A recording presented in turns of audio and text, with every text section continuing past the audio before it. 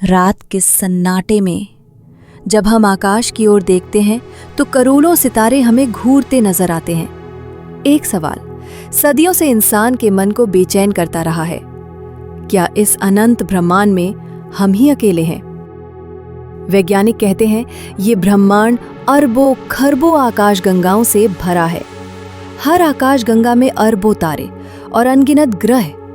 तो क्या संभव है कि जीवन केवल पृथ्वी पर ही जन्मा, या कैसी और ग्रह या आकाशगंगा में पृथ्वी से भी विकसित सभ्यता बसी है?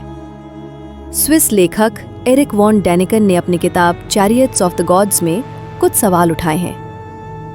हमारी प्राचीन सभ्यताएं, मिस्र के पिरामिड, माया मंदिर, अजंता एलोरा की गुफाएं या मोहनजोदड़ो की अद्भुत नगरी, ये सब क्या केवल मानवीय बुद्धि का चमत्कार है, या फिर प्राचीन काल में पृथ्वी पर कुछ अतिरिक्त बुद्धिमान प्राणी आए थे? हजारों साल पुराने ग्रंथों में देवताओं के उड़ते रथों का वर्णन क्यों मिलता है? वेदों के विमान, महाभारत के आकाशीय अस्त्र, या फिर मिस्र के देवताओं के अजीबोगरीब चित्र, क्या ये सब केवल कल्पना है या किसी वास्तविक आगमन का प्रमाण? आज आधुनिक खगोल विज्ञान कहता है यदि केवल हमारी आकाशगंगा में ही अरबों ग्रह हैं तो जीवन की संभावना शून्य नहीं हो सकती। शायद कहीं हमारी तरह सभ्यताएं जन्म ले चुकी हैं, कुछ हमसे आगे होंगी और कुछ शायद नष्ट हो चुकी होंगी। और अगर ऐसा है तो सवाल और गहरा हो जाता है, क्या वे कभी पृथ्वी पर आए थे? क्या हमारे पूर्वजों ने उन्हें देवता मानकर पूजा, और क्या आज भी वे हमें कहीं से देख रहे हैं? ब्रह्मांड इतना विराट है कि शायद हम कभी न जान पाए, पर एक सच्चाई है, इस असीम आकाश में हम केवल एक रेत का कण हैं। और इस एहसास से इंसान की सबसे बड़ी जिज्ञासा जन्म लेती है, क्या सचमुच हम अकेले हैं या कोई और हमारी प्रतीक्षा कर रहा है? क्या हम ब्रह्मांड में अकेले हैं, या फिर प्राचीन सभ्यताओं के रहस्यों के पीछे किसी और दुनिया के यात्रियों का हाथ है? मिस्र के पिरामिड, स्टोनहेंज की विशाल शिलाएं, नाजिका रेखाएं और भारत के वेदों में वर्णित उड़न-खटोले, क्या ये सब मानव इतिहास की सीमाओं से परे किसी रहस्य की गवाही देते हैं? इन्हीं सवालों ने स्विस लेखक एरिक वॉन डैनिकन को प्रेरित किया और उन्होंने 1968 में लिखी अपनी किताब चैरियट्स ऑफ द गॉड्स। इस किताब में डैनिकन ने साहसिक प्रश्न उठाए, क्या ये संभव है कि प्राचीन काल के देवता वास्तव में आसमान से आए यात्री थे? क्या वे अपने साथ ऐसी तकनीक लाए थे जिसने मिस्र के पिरामिडों और मध्य अमेरिकी मंदिरों जैसे चमत्कारी निर्माण करवाए? क्या नाज़का रेगिस्तान की रहस्यमयी रेखाएं उड़न खटोले के लिए उतारने की पट्टी थीं? और क्या भारत के ग्रंथों में वर्णित विमान किसी स्पेस क्राफ्ट का प्राचीन विवरण हो सकते हैं? इन विचारों ने दुनिया भर में हलचल मचाई। कई पाठकों ने इसे रोमांचक मानकर समर्थन दिया, लेकिन इतिहासकारों और वैज्ञानिकों ने इसे आलोचना की दृष्टि से देखा। पुरातत्वविदों का कहना है कि ये निर्माण इंसानी मेहनत और बुद्धिमत्ता से संभव थे, एलियन तकनीक की आवश्यकता नहीं। वही खगोलविद कहते हैं कि अब तक ऐसा कोई ठोस प्रमाण नहीं मिला है जो एंशिएंट एस्ट्रोनॉट हाइपोथेसिस को साबित करे। फिर भी ये किताब आज भी विज्ञान और कल्पना की दुनिया को जोड़ने वाला एक अनोखा पुल मानी जाती है। आधुनिक विज्ञान भी आकाश गंगाओं में बसी सभ्यताओं की खोज में लगा है।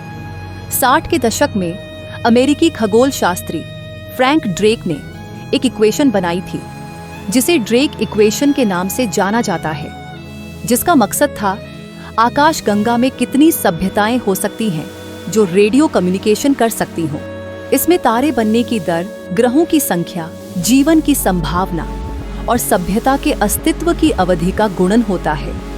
यह इक्वेशन आज भी SETI, search for extra terrestrial intelligence में आधार है। नासा का केपलर मिशन अब तक 5000 से ज्यादा एक्सोप्लैनेट्स खोज चुका है। इनमें से कई ऐसे हैं जिनका वातावरण पृथ्वी जैसा हो सकता है। इसका मतलब जीवन की संभावना और भी मजबूत हो जाती है। ओहायो स्टेट यूनिवर्सिटी के रेडियो टेलीस्कोप ने 62 सेकंड लंबा अजीब रेडियो सिग्नल पकड़ा। ये सिग्नल इतना अनयूजुअल था कि वैज्ञानिकों ने उसके बगल में वॉ लिख दिया। आज तक उसकी व्याख्या नहीं हो पाई कि वह किसी प्राकृतिक घटना से आया या किसी सभ्यता से। हाल ही में 2021 में पेंटागन ने यूनाइटेड एरियल फिनोमेना (UAP) पर रिपोर्ट जारी की। इसमें साफ कहा गया कि कुछ घटनाओं की व्याख्या विज्ञान अब भी नहीं कर पाया। ड्रेक इक्वेशन कहती है कि अरबों तारों में से लाखों पर जीवन की संभावना है, पर फेर्मी पैराडॉक्स पूछता है, अगर जीवन इतना संभावित है तो फिर सब कहाँ है? केपलर टेलीस्कोप ने हजारों नए ग्रह खोज लिए, पर आज भी वाव सिग्नल जैसे रहस्य हमें उलझाते रहते हैं। तो क्या उत्तर अभी भी छुपा हुआ है, या ये सच है कि हम अकेले नहीं, कभी भी नहीं? तो क्या प्राचीन सभ्यताओं के देवता वास्तव में तारों के पार से आए मेहमान थे, या यह केवल इंसानी कल्पना का एक रोचक खेल है? उत्तर आज भी अज्ञात है, और यही रहस्य हमें बार बार आकाश की ओर देखने पर मजबूर करता है। तो क्या सचमुच हम ब्रह्मांड में अकेले हैं, या फिर हमारी नजरों से परे अनदेखे लोकों में कोई और सभ्यता हमें देख रही है? क्या वे कभी लौटेंगे? क्या हमारे प्राचीन देवता वास्तव में तारों से आए अतिथि थे, या ये सब केवल कल्पना है जिसे इंसान ने अपने डर और विश्वास से गढ़ा? सवाल अभी भी वही है, उत्तर शायद भविष्य ही देगा।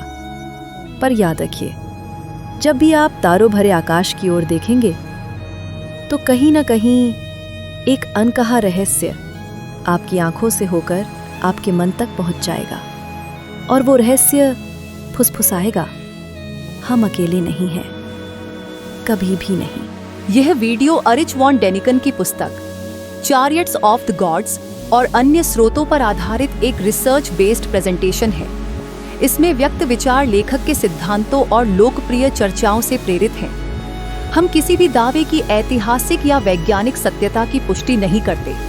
वीडियो में प्रयुक्त दृश्य, AI विजुअल्स, सार्वजनिक डोमेन इमेज या अन्य स्रोत जैसे गूगल, पिंटरेस्ट, कैनवा केवल प्रस्तुति को समझाने के लिए उपयोग किए गए हैं। यह सामग्री शैक्षणिक और जानकारीपूर्ण उद्देश्य से है, न कि किसी धार्मिक या ऐतिहासिक विवाद को जन्म देने के लिए।